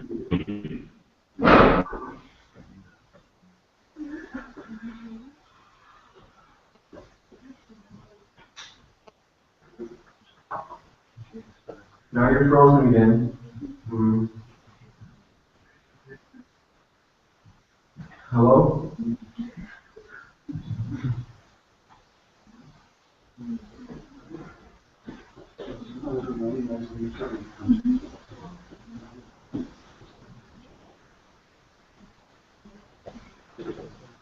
We will wait for the connection and then be able to respond to the third question.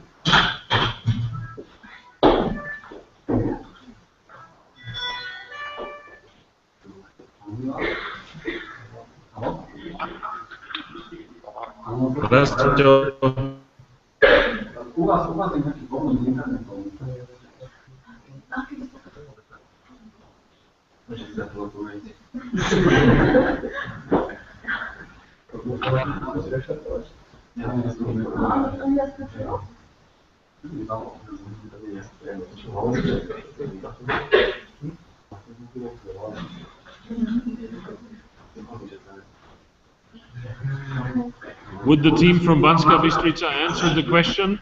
Yes, we are prepared. So, on my question, I would say that Serbia. To respond to this question, I would say that Serbia can just hardly learn from the expansion process to the NATO from Visegrad countries, because it openly declares it doesn't want to join the alliance.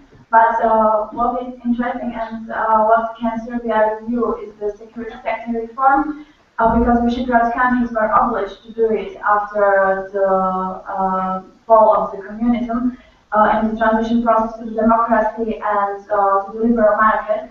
So this was necessary also for the reform of the defense sector. This is one sector, and secondly, NATO and security. NATO supports the regional cooperation, and Visegrad Group is a really successful model.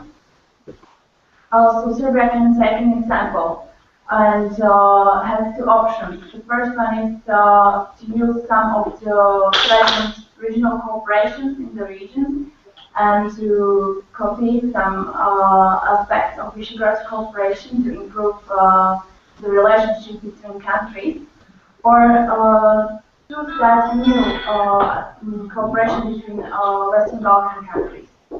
And why was Visegrad Group so successful was because they cooperated also with some bilateral problems, or There was some tension also between Slovakia and Hungary, but the V4 group had some goals, and these goals were so important, the countries followed them.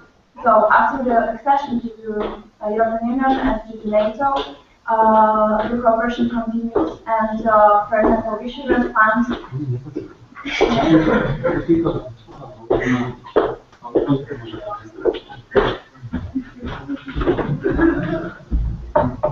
Okay, we will continue. We will continue with the deep. And may We will continue with the deep. Okay. Yes, please go ahead. Should I repeat the whole response or to the question number 3? Yes, please repeat. Okay. So to respond to the question about NATO and security, I would say that Serbia can just hardly to inspire or take the inspiration from the Visegrad countries and their accession to NATO, because it openly declares no intention to join this alliance. But what can Serbia do is really the security sector reform and the transformation of our security sector, which to which we were obliged regarding to accession to the NATO. And it was also positive because of the democratic transition and transition to the free market economy. And secondly, what NATO supports is regional cooperation, which is also strengthening the security environment in the region, and the Visegrad Group is a very good example of this. And what can Serbia do is to use some of the existing regional organizations which are in the region and use the activities of Visegrad Group to the condition of the Western Balkans, or to build a new organization with similar activities. And I don't think as an economic area, but to support of the cross-border cooperation or stipendium funds, what Visegrad Fund does, or cultural projects, because these are improving the relations between neighboring states. And this also helps to security in the region. So to conclude, Visegrad Group is example of transformation for the Balkans, also for Serbia. This example of accession to EU and NATO. And the advantage of Serbia is that can learn not just from positive and successes, but also from our mistakes. Thank you. Thank you. Now, here in Belgrade, we have an opportunity to ask a question. Anybody in Belgrade? Good afternoon, Bystrica. I have a question about V4. Do you believe that V4 is obsolete now when you are in NATO? Or do you think that V4 has another capability to fulfill? Thank you. Definitely, yes. I think everybody in Slovakia heard about Visegrad Group because there are regular meetings, and also we as citizens we have opportunity to use to ask for some support from Visegrad Fund. And in the security sector, Visegrad Group has future because Slovakia, Poland, Hungary, and Czech Republic are thinking about joint V4 airspace because it's very expensive, and in the times of economic crisis, it's possible we are losing some capabilities.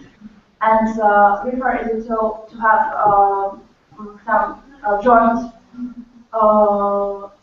capabilities, as for example, V4 airspace or common military academy in one or three, 4 countries. It is maybe a question of 20 or 50 years, but it is current question on the tables of the defense ministries. Thank you. Thank you. Now, Banska Bystrica, you can ask a question.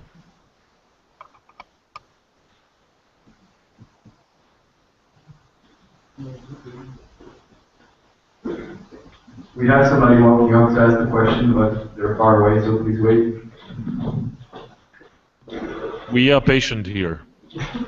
Good afternoon. My name is Michaela Kandrova. I'm a student of Political Science and International Relations. And I would like to ask you, what's your opinion? What other options does Serbia have if it chooses to stay outside of alliance? And another question I have is, are the security guarantees provided by NATO or NATO worth their economic cost?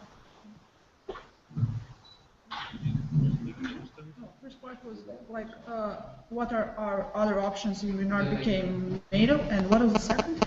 We did not get illegibly the second part. Would you repeat that second part, but slowly? Are the security guarantees provided by NATO worth economic cost?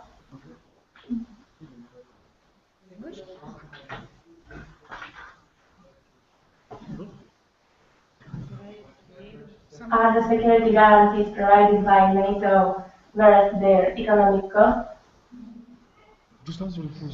Are the security guarantees provided by NATO and the rest? Provided by NATO worth their economic cost? Sorry.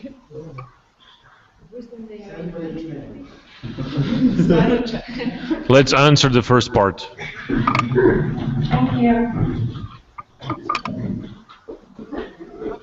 Okay, so we have an option. We can be a neutral country, of course, as we are now. It doesn't matter if we're a neutral country or a member state of the alliance, because neutral countries, for example, as Austria, invest a lot of money in their defense programs, in their military actions. Also, it doesn't mean that if you're a member state, you are giving a lot of money into your industry or your defense. For example, we have this limit of 2% of your budget for defense if you're a member state. But as we heard, a lot of member states are decreasing the money in that field to 1%, even lower when they become a member state. For example, Ireland. Example for Slovakia and Czech Republic, as we heard during the lecture. So thank you. Wonderful. This topic brings us to the fourth question, which will be first answered by Banska Bystrica and then by Belgrade. And the question is, when a country stays out of the alliance, do you believe that it has a positive impact on national security, defense capabilities, and national budget? Banska Bystrica, you can go ahead. So, can you hear me? Yes. Okay, let me introduce myself. So, my name is Simona Fejova, and this is my second year of my study here. I study international relations and diplomacy. So, now let me answer. My answer is no. Definitely no, because I think that staying outside the alliance has mainly negative impact on national capabilities, on national budget, security and defense. Why? So for me the answer is simple. In these times of austerity, each euro, each dollar, each pound sterling counts. It's important for every state to follow the saying, think twice and spend once. And it's a fact that in Europe, many national defense budgets can no longer sustain both fully fledged national forces and national defense budget or industry on other side. So my opinion is that the solution is that only smarter multinational and transatlantic cooperation will give us forces that are able to deal with today's security challenges. So let me just summarize just few advantages of joining NATO. It's, for example, stabilizing democracy in your own country. Then it's collective security. Of course, very important. It's investment insurance. It means that FDI, foreign direct investments, will increase. And very important also is implementation of security, defense, sector reforms, better, faster, and also less costly way. So this is important, and it was also mentioned in the presentation before the debate. And to prove it, I answered the question maybe 5 minutes ago. To prove it, for example, the defense expenditures of Slovakia level already mentioned was 1.7 in 2000, and in 2012 it was 1.1, so we could invest the money. So I think that this is the most important nowadays, to save some money and to have a possibility to invest them somewhere where it's more needed. Thank you. Thank you. Who wants to go?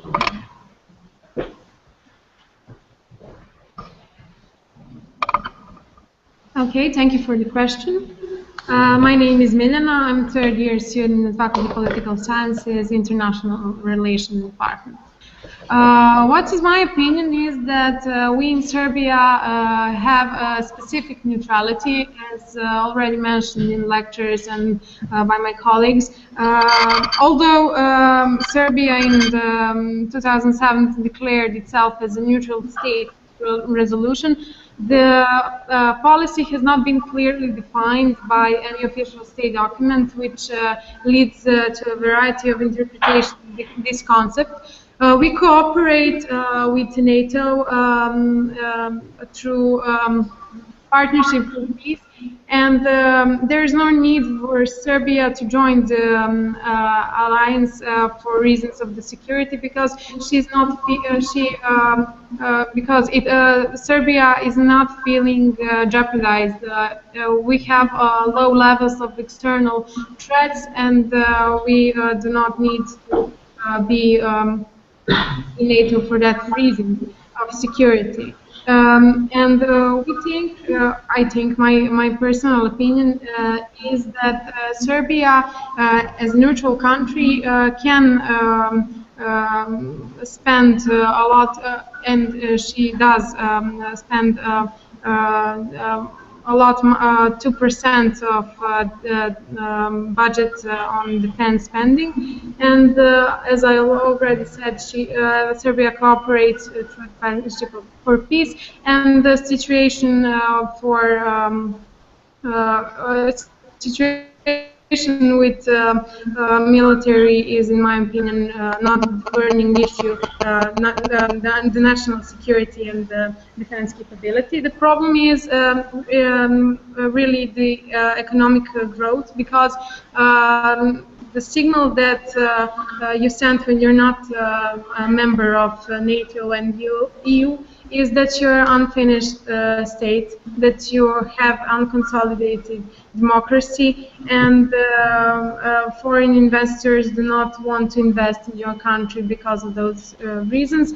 And we have example of Hungary, which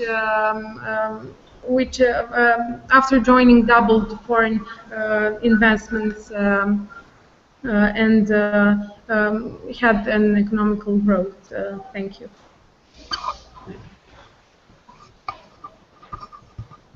Thank you very much. Now, Banska Bystrica, you have an opportunity to ask a question. Hello. I would ask, hypothetically, if Serbia were to join NATO, what national capabilities would it choose? What are the strengths of Serbian military, and what unique specialization could they bring?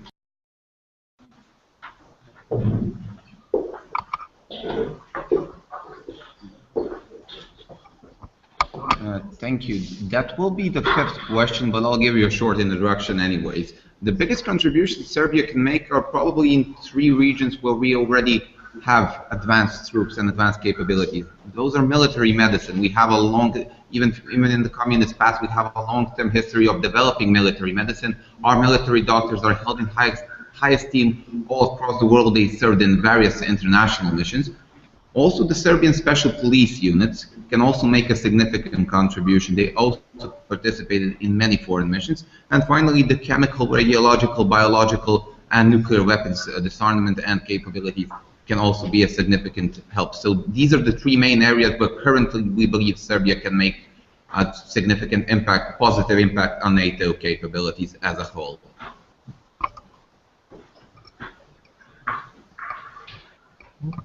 Thank you for the brevity of the question. Anybody in Belgrade wants to ask a question? Yes, please.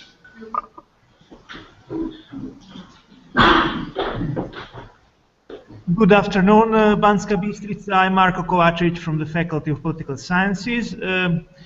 Could you please provide us with some numbers and figures, actually? What are the statistical benefits for Slovakia when it comes to its NATO membership? What are its budget expenditures for NATO, and what are its benefits from the membership?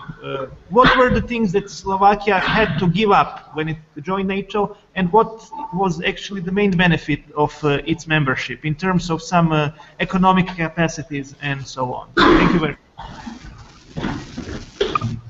Okay, so can you hear me? Yes. Yeah? Yes.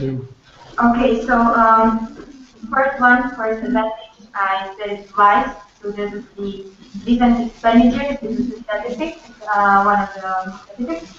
Okay, so second advantage is just imagine that you become becomes a member of the. I can say that it's the strongest military cooperation organization because I know at least 3 powers that are owners of the nuclear project.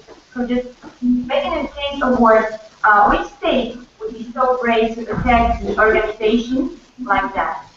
So this is my answer. Thank you.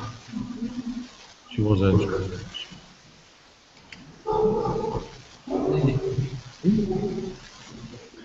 Okay. This brings us to the last question, which is the question about military capabilities. Do you think that a country which has joined the alliance can make a specific contribution to the capabilities of NATO, and can these capabilities be further developed while the country is a member of the alliance? And how is it decided? Does NATO decide national capabilities, or do member states decide on their national capabilities? Team Belgrade answers the first.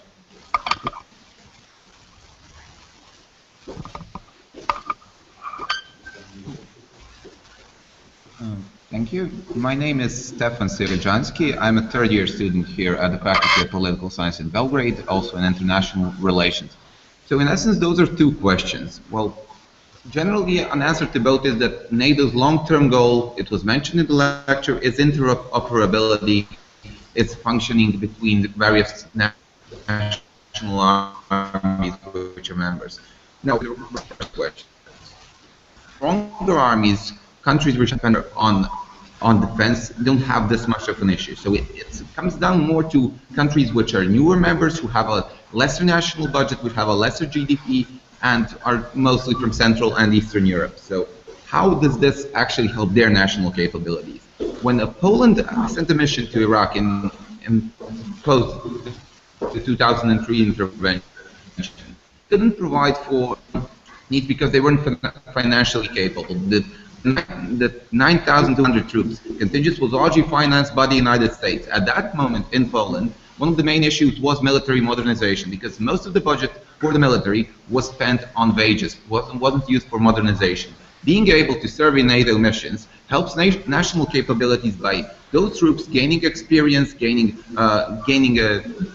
experience in modernization, gaining battlefield experience, and coming back home where they can implement those experiences in military modernization with the financial help of more powerful NATO states. So in essence, NATO can make a positive contribution by money basically trickling down from richer countries to poorer countries and helping them develop possible contribution which Serbia can make. I already mentioned this in the previous question, but as I said, our military doctors served, for example, in Chad, the Central African Republic. They're currently serving in Somalia, in Somalia, in Uganda, and in the Democratic Republic of the Congo. The police units are serving in Haiti, in Cyprus, and served in Liberia. So the point is that by participating in those missions, various troops, very specific regions, specific variants of troops can gain experience which they can use later.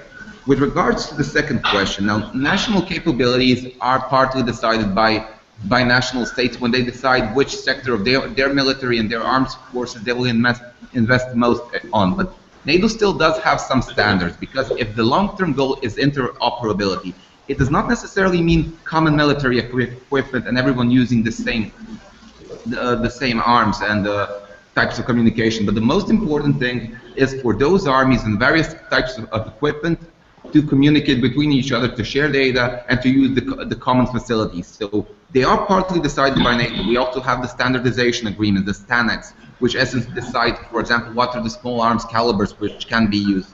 But specific countries can decide in which area of those can they specialize. So it comes down both to NATO and to various nation states. Thank you.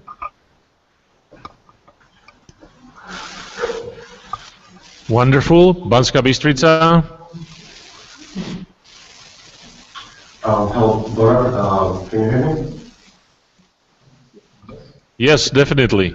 Okay, so hi, my name is Jakub. I'm studying in the second year of Faculty of International Relations. And to answer my question, I'm going to say that countries that start NATO can and definitely will make a specific contribution to alliance as well. And as an example, I would like to mention the initiative that was agreed upon on the summit in Prague in 2002 called Prague Use Commitment, or PCC for short, which has been developed and extension. And would you kindly use the microphone in the middle? Yes, you switch them, yeah, because it's like, you know, hearing.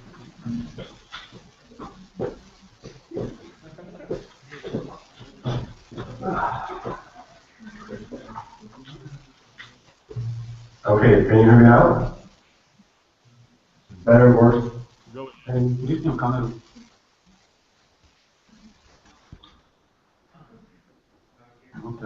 Sorry, Sylvia, can you hear me? Yes. Okay, so should I repeat the whole answer or just some specific part? Yes, please. So, as I was saying, countries that is a part of NATO can and definitely will make a specific contribution to the alliance as a whole. And as an example of this, I can mention an initiative that was agreed upon on the summit in Prague in 2002 called Prague Capabilities Commitment, or PCC for short, which was in itself an extension and innovation of an older initiative called Defense Capabilities Initiative from 1999. PCC focuses on fewer specific areas of defense, with every country is able to help in their very own and distinctive way. Here we can talk about Romania, that is able to supply NATO with their mountain troops, with Hungary that has some very skilled engineers for battle, and Czech Republic and Slovakia that has experts in the field of battling chemical biological threats. Unlike various previously mentioned BCI, the BCC focuses also on the rebalancing, redistribution, and sharing of resources, and so that the smaller countries are able to modernize their defense systems and modernize their military and so on. I'm going to talk about the Netherlands, for example, that are actually volunteering and are leading a group of smaller countries and modernizing their military. Then about Germany, that has said that it will improve strategic air transport, and Spain is the leader of a group that is supplying NATO with tanker aircraft. Here we can see that NATO is definitely interested in not only using capabilities of each of its members, but also in developing these capabilities. Programs like these also help the alliance with keeping the balance and pretty much inside of the alliance.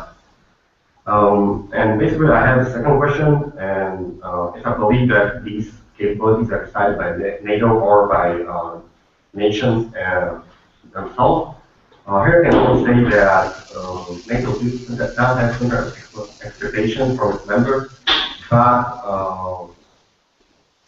in the end, they basically decide for themselves, because many of these capabilities are dependent on inside factors such as GDP. I mean, for example, a country is not able to afford to give certain amount of GDP for its military or for its security or defense, then it simply will not do that.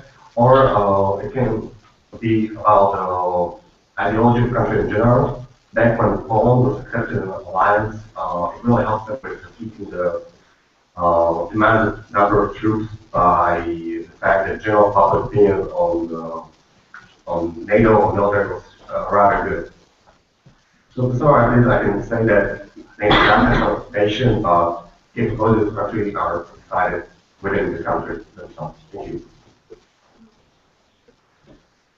Thank you. Anybody here in Belgrade wants to ask a follow-up question?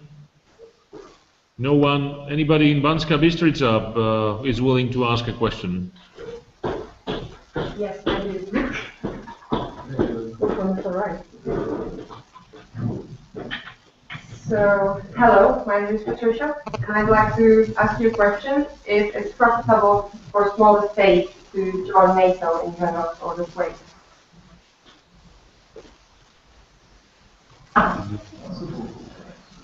Could you repeat it once again? So my question is, if you think it's profitable for smaller states to join NATO? Is it profitable for smaller states to join NATO?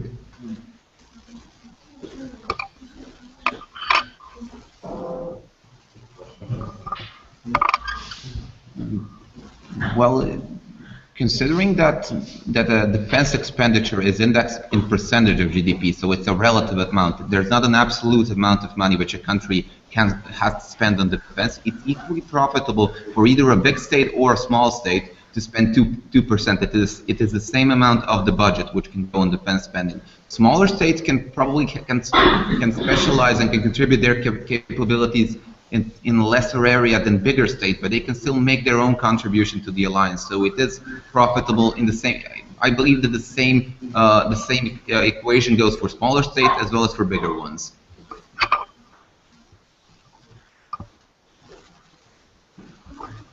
All right. Thank you very much. We have had difficulties today, but we have survived.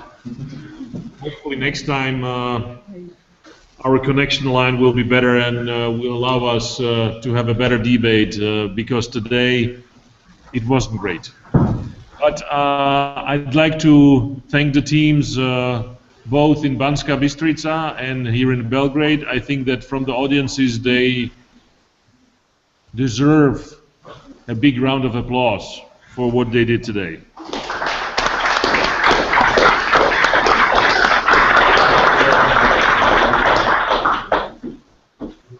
We heard that. I'd like also to ask for a round of applause to the university coordinators, to Daniela Škutova in Banska Bystrica,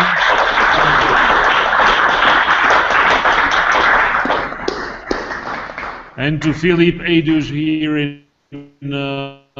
in Belgrade.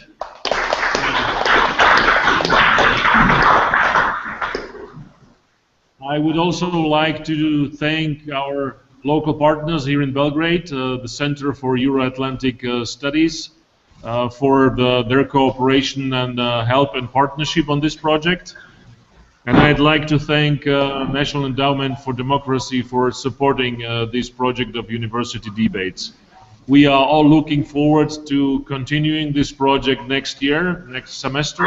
Hopefully we can in April of next year debating other issues that are of concern both to Slovakia and to Serbia.